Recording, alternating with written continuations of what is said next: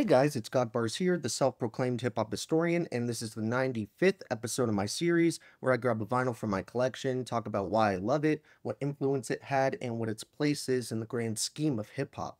So frankly, I realized that I've been doing a disservice by going this long without discussing one of my all-time personal favorites, who pretty much has a permanent spot in my personal Mount Rushmore of MCs, the never-resting Kool Keith. He's long been in the same section of my mind as MF Doom due to their many similarities, like both having multiple characters, both at least having one with Doom in the name, both having an affinity for concept albums and dense referential lyricism, and both debuting with successful crews in the early days of the genre, and then later reinventing themselves for a second wind.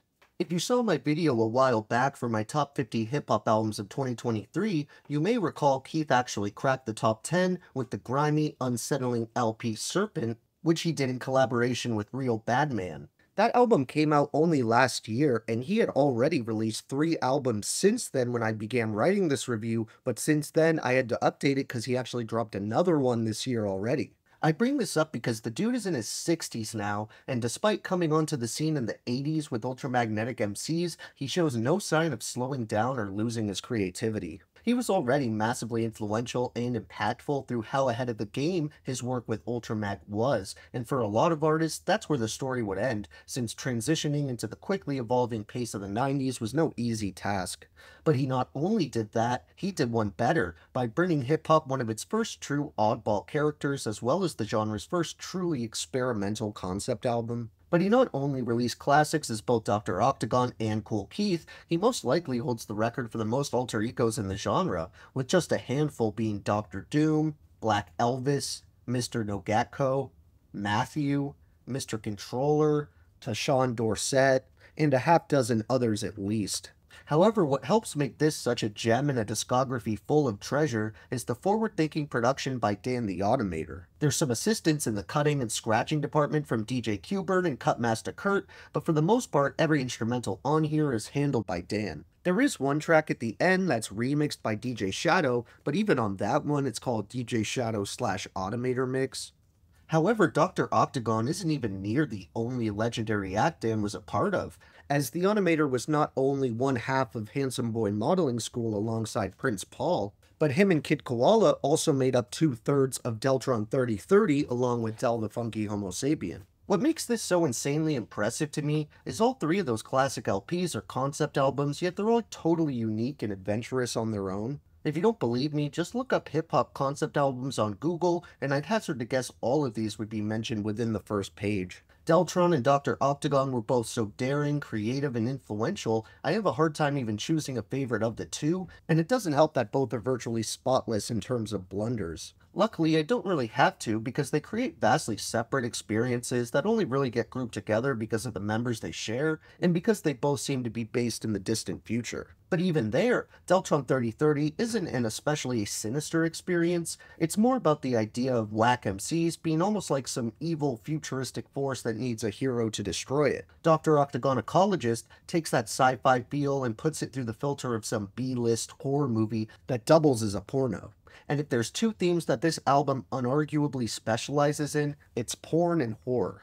Usually you get both of these at the same time, but even when Kool Keith isn't bending your mind with this scattershot of references and topics, Dan the Automator is breaking up the pace with genius skits that practically all fit with or even build on the previous ideas. There's clearly a lot of samples from monster movies and old pornography, and they're creatively flipped into fitting the context of this album by using unsettling clips of a gynecologist who's getting a bit too friendly with his patient. But while it can be difficult to initially look past the shocking concept, once you're able to do that and get more familiar with the record itself, you'll find countless little details and hidden attributes that reveal themselves upon further listens. Kool Keith is one of those MCs whose brain is just on another wavelength, as his flow and technique have both been wise beyond his years since the late 80s. But here in 96, his verses are full of references that only he ever could or would think to pull from. One of my favorite aspects of his pen has always been how he phrases things and the insanely creative approaches he'll take to songwriting that never seem to waver.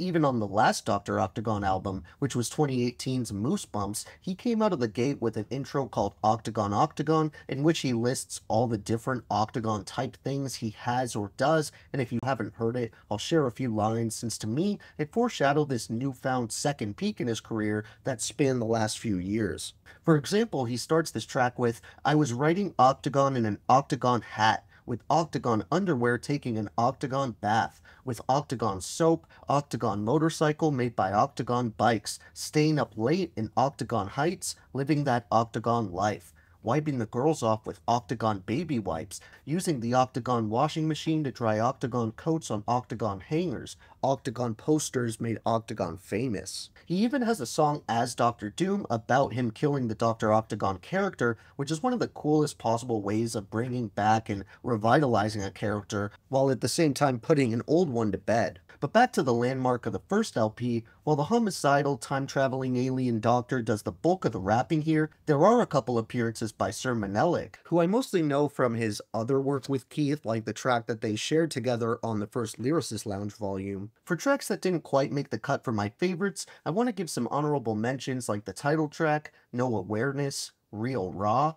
Technical Difficulties, Bear Witness, I'm Destructive, Half Shark Alligator Half Man, and Waiting List, the DJ Shadow Automator mix. My three favorite songs overall would probably have to be 3000, Earth People, and Blue Flowers. Thank you for watching my 95th video. Next time we're going to cover another one of those MCs that resides on my personal Mount Rushmore. So check for that one, and if you enjoyed, be sure to like, subscribe, and let me know what your favorite moments are off this album that redefined creativity in hip-hop. Don't forget to have a great day, and I'll see you next time, okay? Alright.